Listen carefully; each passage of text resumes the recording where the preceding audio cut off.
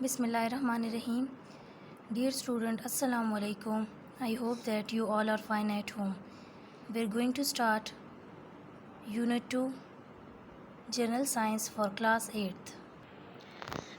The name of Unit 2 is Heredity in Organism.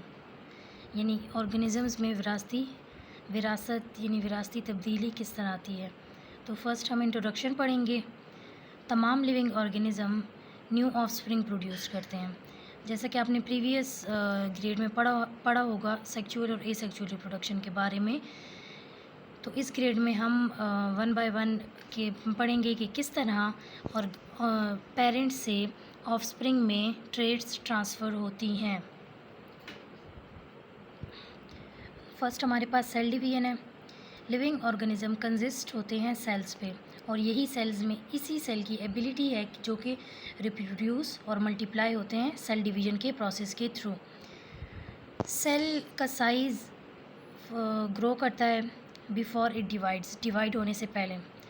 Cell division ऐसा process है जिसमें parent cells divide होकर daughter cells में convert होते हैं। सेल डिवीजन के दो प्रोसेस हैं, माइटोसिस और मियोसिस। फर्स्ट माइटोसिस ऐसा प्रोसेस है सेल डिवीजन का जिसमें पेरेंट सेल्स डिवाइड होके दो डॉटर सेल्स में। डॉटर सेल्स प्रोड्यूस्ड करते हैं genetically similar to one another as well as the parent cells, यानी पेरेंट सेल से जितने भी ट्रेट्स डॉटर सेल्स में जाते हैं वो सेम होते हैं, जेनेटिकली सेम होते हैं। जबकि मियोसिस हमारे पास सेल डिवीजन का ऐसा प्रोसेस है जिसमें पेरेंट सेल्स डिवाइड होता है 4 डॉटर सेल्स में, और इसी के जो गैमीट्स हैं वो जेनेटिकली डिफरेंट होते हैं एक दूसरे से। ये हमारे पास difference between mitosis and meiosis, ये हमारे पास माइटोसिस और मियोसिस की डिफरेंसेस हैं। आप डायग्राम देख सकते हैं माइटोसिस और मियोसिस की। माइटोसिस में जिस तरह पेरेंट सेल्स डिवाइड हुए हैं 2 डॉटर सेल्स में, जबकि मियोसिस के प्रोसेस में पेरेंट सेल्स 4 डॉटर सेल्स में डिवाइड हुए हैं। Now the next topic is chromosomes, genes and DNA. Chromosomes हमारे पास थ्रेड लाइक स्ट्रक्चर हैं जो कि प्रेजेंट है न्यूक्लियस, हर एक सेल्स की न्यूक्लियस में। हर एक क्रोमोसोम डीएनए यानी deoxyribonucleic acid and histone protein से बना होता है। डीएनए हमारे पास कॉइल्ड होता है many times around the proteins, जो कि प्रोवाइड करता है structural support to the chromosomes. DNA हमारे पास बहुत सी यूनिट से मिलकर बना होता है जिसे न्यूक्लियोटाइड्स कहते हैं। हमारे पास 4 टाइप्स ऑफ न्यूक्लियोटाइड्स हैं जिनमें adenine, guanine, cytosine and thymine शामिल हैं। डीएनए हेरिडिटी मटेरियल है जो कि कैरी करता है तमाम इंफॉर्मेशन को पेरेंट से ऑफस्प्रिंग की तरफ। डीएनए हमारे पास शॉर्ट सेगमेंट्स हैं जिसे हम जीन्स, यही जीन ट्रांसफ़र होते हैं पेरेंट से चिल्ड्रन की तरफ और कैरी करते हैं ट्रेट्स, यानी जो जितने भी ट्रेट्स हैं वो पेरेंट से ऑफस्प्रिंग की में चले जाते हैं। जीन हमारे पास हेरिडिटी की यूनिट है, फिज़िकल और फंक्शनल यूनिट है, और ये पेयर की फॉर्म में होते हैं। जीन पेयर की फॉर्म में होते हैं, और यही जो पेयर ऑफ जीन्स हैं ये कंट्रोल करते हैं ईच हेरिडिटरी कैरेक्टरिस्टिक्स, यानी जैसे कि आई कलर, हाइट एक्सेट्रा। हमारे पास पेयर की फॉर्म में जीन्स एक मेल और एक फीमेल होता है। जैसा कि आप डीएनए की डायग्राम देख सकते हैं, इसमें 4 नाइट्रोजनस बेसेस हैं, adenine, thymine, cytosine and guanine. Sugar phosphate backbone है और बेस पेयर हैं, और ये कॉइल इन शेप है, डबल हेलिक्स स्ट्रक्चर है डीएनए का। Now the next topic is heredity, विरासत। The transfer of characteristics from parents to offspring is called heredity, यानी वो कैरेक्टरिस्टिक जो कि पेरेंट्स से ऑफस्प्रिंग में ट्रांसफ़र हों उसे हेरिडिटी कहते हैं, जिसमें क्रोमोसोम्स, डीएनए और gene form the basis of heredity. Genes हमारे पास तमाम ट्रेट्स या कैरेक्टरिस्टिक को पेरेंट्स से ऑफस्प्रिंग की तरफ लेके जाता है। इसी वजह से जो sibling resembles one another and their parents.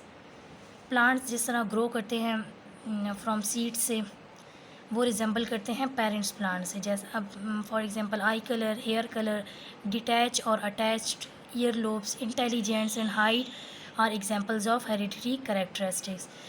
Inheritable and non inheritable characteristics, यानी विरासती और गैर विरासती कैरेक्टर्स।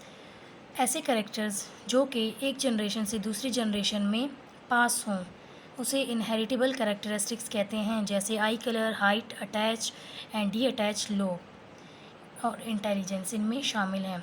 जबकि ऐसे कैरेक्टर्स जो कि ट्रांसफ़र ना हो नेक्स्ट जनरेशन में, उसे नॉन इनहेरिटेबल कैरेक्टरिस्टिक्स कहते हैं। For example, if a body organs of a person is lost or weakened due to disease, this character is not transferred to offspring। फिर ऐसे कैरेक्टरिस्टिक्स ऑफस्प्रिंग में transfer नहीं होते। ये आप डायग्राम देख सकते हैं, क्रोमोसोम्स, डीएनए और जीन इन अ सेल में। Now the next topic is examples of inheritable characters in humans. Eye color. The color of eye in an organism is controlled by a pair of genes. Eye color, जो हमारे पास colour है आई का, ये jeans की वजह से control होता है। यही जो हमारे पास जीन्स हैं, ये production of brown pigments in the iris of eyes control करते हैं। अगर जीन काम करे और प्रोड्यूस करे ज़्यादा पिगमेंट्स, तो आई का कलर ब्लैक होगा। अगर हमारे पास पिगमेंट्स कम प्रोड्यूस्ड हों, कम मिकदार में प्रोड्यूस्ड हों, तो रिज़ल्ट में लाइट ब्राउन आई कलर होगा।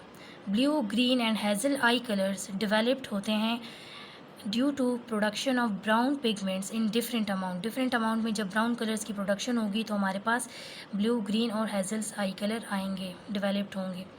नेक्स्ट एग्जांपल है detach and attach year lobes.